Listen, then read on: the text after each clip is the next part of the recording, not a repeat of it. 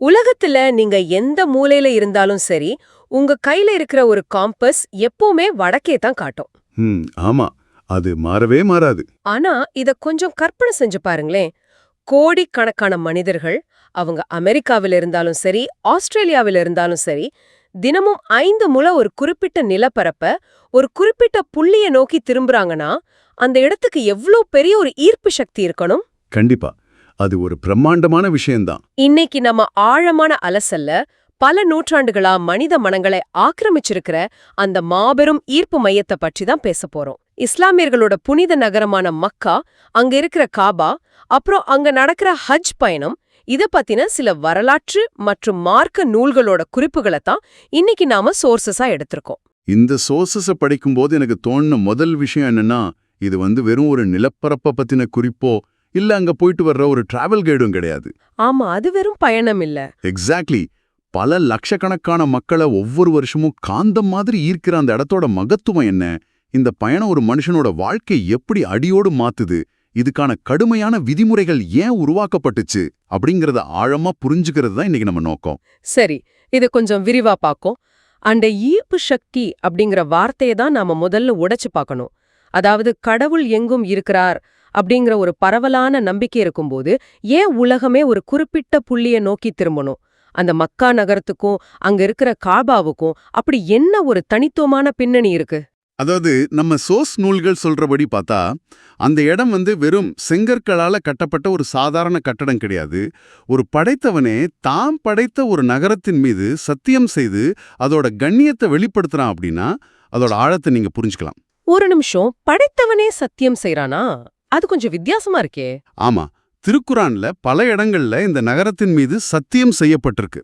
உதாரணமா, பாதுகாப்பு பெற்ற பாதுகாப்பளிக்கும் இந்நகரத்தின் மீது சத்தியமாக அப்படின்னும், இந்நகரத்தின் மீது சத்தியம் செய்கிறேன் அப்படின்னும் குரான் மிக தெளிவா குறிப்பிடுது. ஒரு விஷயத்தின் மீது சத்தியம் செய்யப்படுதுன்னா அதோட மதிப்பு ரொம்ப பெருசுன்னு நம்ம முதல்ல விளங்கிக்கணும். ஓ, அது ஒரு பெரிய தாக்கத்தை ஏற்படுத்துது. ஆனா அதே குரான் வசனத்துல பாதுகாப்பளிக்கும் நகரம் அப்படின்னு ஒரு வார்த்தை வருதே, இது எந்த வகையான பாதுகாப்பை குறிக்குது? இத புரிஞ்சுக்க நாம பல ஆயிரக்கணக்கான வருஷங்கள் பின்னோக்கி போகணும். இறைத்தூதர் இப்ராஹிம் அவங்க இந்த நகரத்துக்காக ஒரு மிக முக்கியமான பிரார்த்தனை செஞ்சிருக்காங்க. என் இறைவா, இந்த நகரத்தை பாதுகாப்பு பெற்றதாக, பாதுகாப்பு அளிக்கக்கூடியதாக ஆக்குவாயாக அப்படின்னு அவங்க கேட்டதா சோர்சஸ்ல இருக்கு. அப்போ அந்த காலத்துல அது எவ்வளவு பெரிய விஷயமா இருந்திருக்கும்? ஆமா, பண்டைய காலகட்டத்துல பழங்குடிகளுக்கு நடுவுல தொடர்ந்து வன்முறைகளும் போர்களும் நடந்துகிட்டு இருந்த ஒரு சமுதாயத்துல ஒரு குறிப்பிட்ட எல்லைய இது பாதுகாப்பான அடைக்கலம் அப்படின்னு அறிவிக்கிறது ஒரு மாபெரும் புரட்சி. கரெக்ட். மனுஷங்க அல்லாவை வணங்குறதுக்காக உலகத்துல முதல்ல அமைக்கப்பட்ட ஆலயமே மக்காவில் இருக்கிற இந்த காபா தான். அங்கே இப்ராஹிம் நின்ற இடமான மக்காமு இப்ராஹிமோ இன்றும் இருக்கு. எவர் அதுல நுழையிறாரோ அவர் பாதுகாப்பு பெற்று அச்சமற்றவர் ஆகி விடுறார் அப்படின்னு மூலநூல்கள் ஆணித்தரமா சொல்லுது. வாவ், இத ஒரு ஆன்மீக காந்த புலம், அதாவது ஸ்பிரிச்சுவல் மேக்னெட்டிக் போல் அப்படின்னு தாராளமா சொல்லலாம். மொழி, இனம், நாடுன்னு எந்த பாகுபாடும் இல்லாம தினமும் 5 முறை இந்த ஒரு புள்ளிய நோக்கி திரும்புறது உலகெங்கிலும் உள்ள மக்களை கண்ணுக்கு தெரியாத ஒரு சரடால ஒன்றிணைக்குது. உங்களுக்கு தெரியும்ல, இது ஒரு மாபெரும் உளவியல் ஒருங்கிணைப்பு. கண்டிப்பா. அந்த ஆன்மீக ஈர்ப்பை இன்னும் உணர்வுபூர்வமா புரிஞ்சுக்க இறைத்தூதர் முகமது அவங்க மக்காவை விட்டு வெளியேற நிகழ்வு நாம பார்க்கணும். வரலாற்று நூல்கள்ல இத ஹிஜ்ரத் அப்படின்னு சொல்லுவாங்க. அதாவது மத அடக்குமுறைகள் காரணமா சொந்த ஊரை விட்டு போறது, அதானே? கரெக்ட். அவர் அந்த நகரத்தை பார்த்து அல்லாவின் மீது சத்தியமாக, நிச்சயமாக நீ அல்லாவின் பூமிகளில் மிகச் சிறந்ததாகவும் எனக்கு மிக விருப்பமானதாகும், உன்னிலிருந்து நான் வெளியேற்றப்பட்டிருக்கவில்லை என்றால் உன்னை விட்டு வெளியேறியிருக்க மாட்டேன் அப்படின்னு ரொம்ப வருத்தப்பட்டு கூறினாங்க. ரொம்ப எமோஷனலான ஒரு தருணம் அது. ஆமா, தன் உயிருக்கு ஆபத்து வந்த ஒரு சூழல்ல கூட அந்த நிலத்தை விட்டு போறது அவருக்கு அவ்வளோ வலிய கொடுத்திருக்கு. இது வெறும் நிலத்தின் மீதான பற்று கிடையாது, அந்த ஆன்மீக மையத்தின் மீதான ஆழமான காதல். அந்த வரிகள்ல இருக்கிற வலி நமக்கு அப்படியே கடத்தப்படுது. இவ்ளோ ஆழமான பிணைப்பு அந்த நிலத்தின் மேல அவங்களுக்கு இருக்கு. சரி, தினமும் அந்த திசையை நோக்கி திரும்புறது ஒரு பக்கம் இருக்கட்டும். நேர்ல அந்த இடத்துக்கு போகக்கூடிய அந்த பயணம், அதுதான் ஹஜ் இல்லையா? இது இஸ்லாமோட அடிப்படைகள்ல ஒண்ணுன்னு நான் படிச்சிருக்கேன். ஆமா, இஸ்லாம் 5 தூண்கள் அல்லது கடமைகள் மீது அமைக்கப்பட்டிருக்கு. முதலாவது, வணக்கத்திற்குரியவன் அல்லாவை தவிர வேறு யாரும் இல்லை, முகம்மது அவனுடைய தூதர் அப்படின்னு சாட்சி சொல்றது. ரெண்டாவது தொழுகை, ம். மூன்றாவது ஜகாத் எனப்படும் ஏழை வரி, நான்காவது ரமலான் மாதத்துல நோன்பு வைக்கிறது, அப்புறம் ஐந்தாவது தான் நாம இப்ப பேசிக்கிட்டு இருக்கிற இந்த ஹஜ் பயணம். ஆனா இதுல ஒரு முக்கியமான நிபந்தனை இருக்கு. என்ன நிபந்தனை? பக்தியுடைய மனிதர்கள் மீது மட்டுமே கடமையாக்கப்பட்டிருக்கு. அதுவும் வாழ்க்கையில ஒரு முறை மட்டுமே கடமை. ஒரு நிமிஷம், இங்க எனக்கு ஒரு பெரிய முரண்பாடு தோணுது. பொதுவா மார்க்கங்கள்ல வழிபாடுகள் அப்படின்னு வந்துட்டா அது தொடர்ந்து செய்யப்படணும் அப்படின்னு விதிகள் இருக்கும். ஆமா, பெரும்பாலான மதங்கள்ல அப்படிதான். அதான் தினமும் 5 முறை தொழணும் அப்படின்னு சொல்றீங்க, வருடா வருகம் நோன்புங்கிறீங்க. ஆனா இவ்ளோ பெரிய புனிதம் வாய்ந்த ஒரு பயணம் ஒரு மனுஷனோட முழு வாழ்நாளையும் ஒரே ஒரு முறை மட்டுமே கடமை அப்படின்னு சொல்றது ஏன்? நிறைய முறை போனா இன்னும் அதிக புண்ணியம் கிடைக்குமே. சொல்லப்போனா இந்த முரண்பாடு உங்களுக்கோ எனக்கோ மட்டும் வரல, அன்றைக்கு வாழ்ந்த மக்களுக்கும் வந்திருக்கு.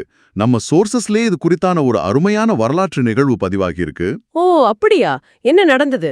ஒருமுறை இறைத்தூதர் அவங்க மக்கள் கிட்ட பிரசங்கம் செய்யும்போது, மக்களே, உங்கள் மீது ஹஜ் கடமையாக்கப்பட்டுள்ளது அப்படின்னு சொன்னாங்க. அப்போ கூட்டத்துல இருந்த அக்ரவ் இப்னு ஹாஃபிஸ் அப்படிங்கிற ஒரு நபித்தோழர் எழுந்து, அல்லாவின் தூதரே, ஒவ்வொரு ஆண்டிலுமா நாங்க ஹஜ் செய்யணும் அப்படின்னு கேட்டார். கண்டிப்பா, நாம இருந்தாலும் அதே தான் கேட்டிருப்போம். உச்சக்கட்ட வழிபாடுன்னா அது திரும்ப திரும்ப செய்யறது தானே மனுஷ இயல்பு. இதுக்கு இறைத்தூதர் என்ன பதில் சொன்னாங்க? அவங்க கொடுத்த பதில் ஒரு தலைவரோட தூரநோக்கு பார்வைக்கு மிகச்சிறந்த உதாரணம். அவர் சொன்னார், நான் ஆம் என்று கூறிவிடையால் அது அவ்வாறே ஒவ்வொரு ஆண்டும் கடமையாகிவிடும். அப்படி கடமையானால் உங்களால் அதை நிறைவேற்ற முடியாது. அதை நிறைவேற்றுவதற்கு ஆற்றலும் பெறமாட்டீர்கள். எனவே ஹஜ் ஒரு முறைதான். எவர் அதிகம் செய்வாரோ அது அவருக்கு உபரியாகும், அதாவது எக்ஸ்ட்ரா பெனிஃபிட் அப்படின்னு சொல்லிட்டாங்க. வாவ், எவ்வளவு பிராக்டிக்கலான ஒரு அப்ரோச். ஆமா ஆமா, கொஞ்சம் தள்ளி நின்னு பார்க்கணும். பல ஆயிரம் மைல்கள் கடந்து மாதக்கணக்கில் பயணம் செஞ்சு ஒரு பாலைவனத்தை சென்றடைகிறது அப்படிங்கிறது அந்த காலத்துல எவ்வளோ கஷ்டமான விஷயம். அதை ஒவ்வொரு வருஷமும் கடமை அப்படின்னு சொல்லியிருந்தா ஏழைகளும் நடுத்தர மக்களும் எவ்வளோ பெரிய குற்ற உணர்வுக்கு ஆளாகியிருப்பாங்க. நிச்சயமா பொருளாதார ரீதியா பல குடும்பங்கள் அழிஞ்சே போயிருக்கும். ஒரு மார்க்கத்தோட நடைமுறை சாத்தியம் இங்க ரொம்ப தெளிவா வெளிப்படுது. மக்களோட பொருளாதார உடல் திறனை மீறிய ஒரு சுமைய அவங்க மேல வைக்கக்கூடாது அப்படிங்கிற தெளிவு இது. எக்ஸாக்ட்லி. கடமைக்கும் மனித வரம்புகளுக்கும் இடையிலான ஒரு சூப்பரான பேலன்ஸ். ஒரு தலைவரா மக்களோட எல்லைய புரிஞ்சு வச்சுக்கிட்டு மார்க்கம் அவங்களுக்கு சுமையா மாறிவிடக்கூடாது அப்படின்னு நினைக்கிறது ஒரு அற்புதமான விஷயம். சரி, வாழ்நாள்ல ஒரு முறை மட்டுமே கடமையான இந்த ஹஜ் பயணத்தை ஒரு மனுஷன் செய்யறதால அவனுக்கு என்னதான் பலன்? அதாவது இதை இறை தூதரோட பொன்மொழிகள் மற்றும் வழிமுறைகளை பதிவு செஞ்சிருக்கிற ஹதீஸ் நூல்கள் மிக தெளிவா விளக்குது. இறை தூதர் சொல்லியிருக்காங்க, எவர் காபாவிற்கு ஹஜ் செய்து அதில் ஆபாசமாக பேசவில்லையோ பாவம் செய்யவில்லையோ அவர் தன் தாய் பெற்றெடுத்த நாளில் இருந்ததை போன்று திரும்புகிறார். ஓ, தாய் பெற்றெடுத்த நாளில் இருந்ததை போன்றுனா? பிறக்கும்போது ஒரு குழந்தை எவ்வளவு தூய்மையா எந்த ஒரு பாவமுமே இல்லாம பிறக்குதோ அப்படி ஒரு புதிய மனிதனா அவர் மாறுறார் அப்படின்னு அர்த்தம். மேலும் நன்மை நிறைந்த ஹஜ்ஜுக்கு சொர்க்கத்தை தவிர வேறு கூலி இல்லை அப்படின்னு சொல்லப்பட்டிருக்கு. வாவ். அதே போல ஹஜ்ஜுக்கு போக முடியாதவங்க வருஷத்தோட மத்த நாட்கள்ல சேர சிறிய பயணமான உம்ரா குறித்து சொல்லும்போது, ஓர் உம்ரா செய்துவிட்டு இரண்டாவது உம்ரா செய்யும்போது அந்த இரண்டுக்கும் இடையில் உள்ள பாவங்கள் மன்னிக்கப்பட்டு விடுகின்றன அப்படின்னு குறிப்புகள் இருக்கு. தாய் பெற்றெடுத்த நாளில் இருந்ததை போன்று அப்படிங்கிற அந்த வரி என்னுள் ரொம்ப பெரிய தாக்கத்தை ஏற்படுத்துது. இதை ஒரு உதாரணமா சொல்லணும்னா, இரும்புல இருக்கிற துருவ நீக்கிற நெருப்புச் சூளை மாதிரி இருக்கு. ஆமா, கரெக்ட். இது ஏதோ கையில பட்டுள்ள அழுக்க சாதாரண தண்ணிய கொண்டு கழுவி தொடைக்கிற விஷயம் இல்ல. இது ஒரு தீவிரமான ஆழமான சுத்திகரிப்பு முறை. ஆனா எனக்கு இன்னொரு கேள்வியும் வருது. சொல்லுங்க. இது என்ன, நாம செஞ்ச தவறுகளை எல்லாம் ஈஸியா அழிச்சிடுற ஒரு get out of jail free கார்டா? உங்களுக்கு தெரியும்ல, காசு இருந்தா மக்காவுக்கு போயிட்டு வந்துட்டா செஞ்ச பாவங்கள் எல்லாம் கேன்சல் ஆயிடுமா? இந்த சலுகை கொஞ்சம் அதிகமா தெரியலையா? நீங்க சொல்ற இந்த get out of jail free card அப்படிங்கிற வாதம் பலருக்கும் வர்றதுதான். ஆனா அந்த ஹதீஸ்ல இருக்கிற நிபந்தனையை நம்ம ரொம்ப நுணுக்கமா கவனிக்கணும். என்ன நிபந்தனை? ஆபாசமாக பேசாமலும் பாவம் செய்யாமலும் அப்படின்னு மிக தெளிவா சொல்லப்பட்டிருக்கு. இது ஏதோ ஃப்ளைட்ல ஏறி ஏசி ரூம்ல தங்கிட்டு சைட் சீயிங் பார்த்துட்டு வர டூர் கிடையாது. இதை பிராக்டிக்கலா கற்பனை செஞ்சு பாருங்க. பல லட்சக்கணக்கான மக்கள் ஒரே நேரத்துல ஒரே இடத்துல குழும்புறாங்க. வெவ்வேறு நாடுகள், மொழிகள், கலாச்சார பின்னணி கொண்ட மனுஷங்க. வெயில் கொளுத்துற பாலைவனச் சூழல், பல மைல்கள் நடக்க வேண்டிய உடல் சோர்வு, போதுமான தூக்கமின்மை. இவ்வளவு நெருக்கடியான ஒரு கூட்டத்துல மனுஷனோட மன அழுத்தம் அதோட உச்சியில இருக்கும். யாராவது நம்மள இடிச்சிட்டு போனா கூட செட்டுங்க கோவம் வரும். ஆமா, அது உண்மைதான். சாதாரணமா நம்ம ஊர் பஸ்ல போகும்போதே யாராவது காலை மிதிச்சா நமக்கு எவ்ளோ கோவம் வருது. எக்ஸாக்ட்லி. அப்படிப்பட்ட ஒரு நெருக்கடியான, உணர்ச்சிகள் கொந்தளிக்கக்கூடிய ஒரு சூழல்லையும் கோவப்படாம, யாருடனும் சண்டை போடாம, தன் நாவையும் பார்வையையும் ஆசைகளையும் முழுமையா கட்டுப்படுத்தி ஒருத்தன் இந்த பயணத்தை முடிக்கணும். இதத்தான் அந்த நிபந்தனை உணர்த்துது. ஓஹோ. அந்த பயணம் முழுக்கவும் ஒரு மனுஷன் தான் அகங்காரத்தையும் கோபத்தையும் எரிச்சு சாம்பலாக்கணும். வெளியில நடக்கிற நெரிசலை விட மனுஷனுக்குள்ளேயும் நடக்கிற பெரும் போராட்டம் இது. மனுஷன் தன் மேல செலுத்த வேண்டிய மிக கடுமையான சுய கட்டுப்பாடு இது. அந்த தியாகத்துக்கும் மனசை ஒருநிலைப்படுத்துற அந்த பொறுமைக்கும் தான் அந்த பரிசு. அது நிச்சயமா ஒரு ஈஸியான மன்னிப்பு கிடையாது. இப்ப புரியுது. நான் சொன்ன அந்த நெருப்புச்சூளை அப்படிங்கிறது வெறும் உவமை இல்ல. அந்த பயணத்தோட ஒவ்வொரு அடியும் ஒரு சூளைதான். தன்னைத்தானே எரிச்சு அகங்காரத்தை அழிச்சு வெளியே வர்றது. சரி, இதை ஏன் வசதி வந்தோடனே உடனே செய்யணும் அப்படின்னு மார்க்கம் வலியுறுத்துது? வயசான காலத்துல பொறுப்புகளெல்லாம் முடிச்சிட்டு பொறுமையா போய்க்கலாமே. அங்கதான் மனித வாழ்க்கையோட நிலையாமை வருது. ஒருவர் தன் மீது ஹஜ் கடமையான உடனே அதை விரைந்து நிறைவேற்றணும், தாமதப்படுத்தக்கூடாது அப்படின்னு இறைத்தூதர் கடுமையா எச்சரிக்கிறாங்க. ஏன்னா நாளைக்கு ஒருத்தருக்கு நோய் வரலாம், அல்லது செல்வம் அழிஞ்சு வறுமை வரலாம், இல்ல வேற ஏதேனும் தேவைகள் குறுக்கிடலாம். ஆமா, நாளைக்கு என்ன நடக்கும்னு யாருக்கு தெரியும்? கரெக்ட். மனுஷனோட நாளை அப்படிங்கிறது அவனோட கட்டுப்பாட்டுல இல்ல. இன்னைக்கு இருக்கிற உடல் வலுவோ பண வசதியோ நாளைக்கு இருக்கும் அப்படிங்கிறதுக்கு எந்த கேரண்டியும் கிடையாது. மேலும் ஹஜ்ஜு மற்றும் உம்ராவை தொடர்ந்து சேர்றது துருத்தி இரும்போட துருவ நீக்கிற மாதிரி வறுமையையும் பாவங்களையும் நீக்கிவிடும் அப்படின்னு சொல்லப்பட்டிருக்கு. அதனால வாய்ப்பு கிடைக்கும் போதே அதை பயன்படுத்திக்கணும். ரொம்ப சரியா சொன்னீங்க. இவ்ளோ பெரிய பலனை தரக்கூடிய இவ்ளோ இமோஷனலான ஒரு வழிபாட்டை ஒரு மனுஷன் எப்படி செய்யணும்? அதாவது, எனக்கு கடவுள் மேல நிறைய அன்பு இருக்கு, அதனால நான் எனக்கு பிடிச்ச மாதிரி என் உணர்வுகளுக்கு ஏத்தவாறு சில விஷயங்களை சேர்த்து செய்யலாமா? இல்ல, அது கண்டிப்பா முடியாது. அதற்கென ஒரு மிக துல்லியமான கட்டமைப்பு, அதாவது ஒரு ப்ளூ பிரிண்ட் இருக்கு. இதை இறைத்தூதர் மிக ஆணித்தரமா வரையறுத்து சென்றிருக்காங்க. ஹஜ் செய்யும் முறை இறைத்தூதர் காட்டிய வழியில தான் இருக்கணும். ஓ, சொந்தமா எதுவும் செய்யக்கூடாதா? கூடாது. என்னிடமிருந்து உங்கள் ஹஜ் கிரியைகளை கற்றுக்கொள்ளுங்கள், இந்த ஆண்டுக்கு பிறகு நான் உங்களை பார்க்காமல் இருக்கலாம் அப்படின்னு இறைத்தூதர் தன்னோட இறுதி காலத்துல, அதாவது தன்னோட இறுதி ஹஜ்ஜின் போது மக்களை எச்சரிச்சாங்க. இது எனக்கு ஒரு சாஃப்ட்வேர் கோட் மாதிரி தோணுது. நீங்க ஒரு சாஃப்ட்வேர் ப்ரோக்ராம் எழுதுறீங்கன்னா, அது எவ்வளவு பெரிய ப்ரோக்ராமா இருந்தாலும் சரி, அதுல ஒரு சின்ன கமாவையோ இல்ல புள்ளியையோ உங்க இஷ்டத்துக்கு மாற்றி எழுதினா என்ன ஆகும்?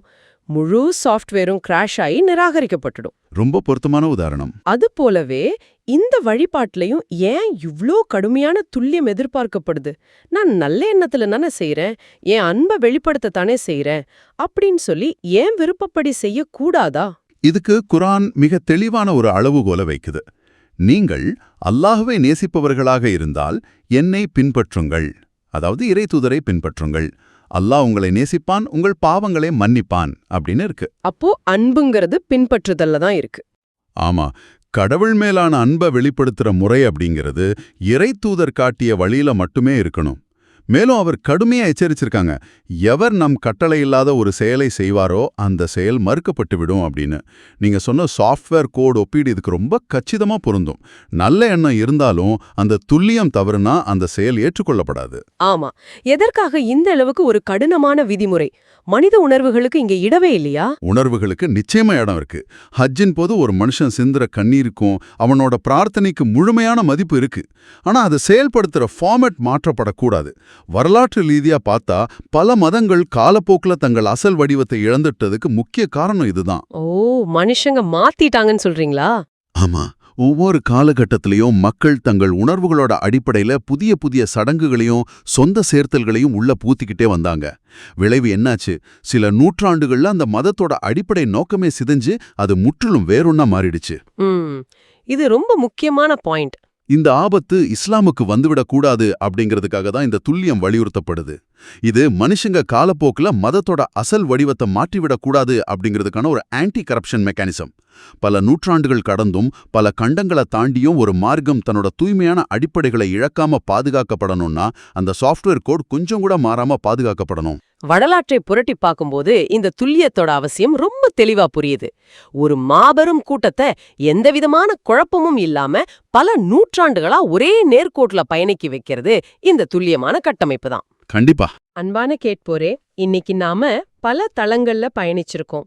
உலகத்தோட எந்த மூலையில இருந்தாலும் மனிதர்களை ஒரு புள்ளிய நோக்கி ஈர்க்கிற மக்கா அப்படிங்கிற அந்த மாபெரும் ஆன்மீக காந்த மையத்துல தொடங்கணும். ஆமா. அப்புறம் இஸ்லாமோட உச்சக்கட்ட வழிபாடான ஹஜ் ஏன் வாழ்நாள்ல ஒரு முறை மட்டுமே கடமையாக்கப்பட்டிருக்கு அப்படிங்கறத தேடணும். மனிதர்களோட பொருளாதார மற்றும் உடல் வரம்புகளை புரிஞ்சுக்கிட்டு அவங்க மேல அதிகப்படியான சுமையை வைக்கக்கூடாது அப்படிங்கிற மார்க்கத்தோட நடைமுறை சாத்தியத்தை அங்க பார்த்தோம். ம். அப்புறமா இந்த பயணம் ஏதோ ஒரு சாதாரண get out of jail free card இல்ல அப்படிங்கறதையும், லட்சக்கணக்கான மனுஷங்க திரள்ற ஒரு நெருக்கடியான சூழல்ல கோபம், அகங்காரம் என அனைத்தையும் அடக்கி ஒரு மனுஷன் தன்னையே நெருப்புச் சூளையில வாட்டி எடுக்கும்போதுதான் அவன் பிறந்த குழந்தைய போல பாவங்களற்றவனா மாறுறான் அப்படிங்கறதையும் ஆழமா பேசணும். கரெக்ட். இறுதியா காலப்போக்குல மனுஷங்களோட சொந்த சேர்த்தல்களால ஒரு மார்க்கம் சிதைஞ்சு விடக்கூடாது அப்படிங்கிறதுக்காக உருவாக்கப்பட்ட துல்லியமான கட்டமைப்பு, அதாவது அந்த சாஃப்ட்வேர் கோட் எப்படி பாதுகாக்கப்படுது அப்படிங்கறதையும் அலசணும். இந்த தகவல்கள் எல்லாம் உங்களுக்கு புதிய பார்வைகளை கொடுத்துருக்கோம் நம்புறேன். ஆனா விடைபெறதுக்கு முன்னாடி உங்ககிட்ட ஒரு கேள்வியை முன்வைக்க விரும்புறேன். சொல்லுங்க. இந்த ஹஜ் பயணம் ஒரு மனுஷனோட கடந்த கால தவறுகளை, அவனோட குற்ற உணர்வுகளை முழுமையா அழிச்சிட்டு அவனை ஒரு புதிய மனிதனா ரீசெட் செய்யுது அப்படின்னு பார்த்தோம். இது மதம் சார்ந்த ஒரு பயணம். ஆனா சற்று சிந்திச்சு பாருங்க, இன்றைய நம்ம அவசரமான அழுத்தங்கள் நிறைந்த இந்த நவீன வாழ்க்கையில நம்மளோட கடந்த கால தவறுகள் அனைத்தையும் அழிச்சிட்டு முற்றிலும் ஒரு புதிய மனிதனா நம்ம நாமே ரீசெட் செஞ்சுக்க கூடிய அளவுக்கு நம்ம முழுமையா ஈடுபாடு கொள்ள செய்யற ஒரு செயல்முறையோ அல்லது பயணமோ நமக்கு இருக்கா? அல்லது அப்படி ஒரு ரீசெட் பட்டனை தான் நம்ம எல்லோரும் தேடிக்கிட்டு இருக்கோமா? இத பற்றி சிந்திச்சு பாருங்க. மீண்டும் அடுத்த ஆழமான அலசலில் சந்திப்போம்.